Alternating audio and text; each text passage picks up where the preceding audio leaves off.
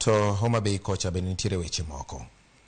Jadolo Chenge mar Jerusalem Moar Church pod ibiro geng'ne kuom ndalo 3 mar chiwo thuolo ne obila mag okwach kich tieko nonro margi ewi weche maluore en kod jokanyo mamage moko maromo 6. Ma en ng'eto mar doho mambita ma ogolo chik mondo med din ne jadolo no kod achije wetene nyaka tich ang'wen mar jumani ma doho no biro golo e chik ka ibiro we thuolo kod ambun kata oyo.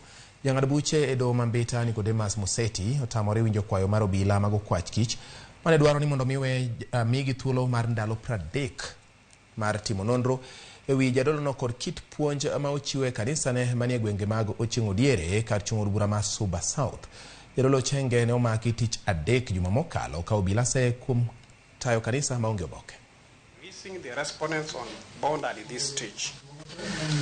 With regard to the second issue, I take note of the fact that the respondents have been in custody since 17th day of May 2020. It is now 4 days since they were detained. The investigating officer must have covered some ground within that period of time. I'm arrived to the fact that with the technological advancements, investigations take much less time as opposed to the old order challenges.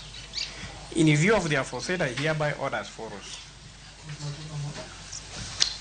1. The respondent shall be detained at the Mbita police station for a further 3 days to enable the investigating officer to conclude investigations. 2. The respondents shall be produced in court on the 25th day of May 2023 on or before 2:30 p.m.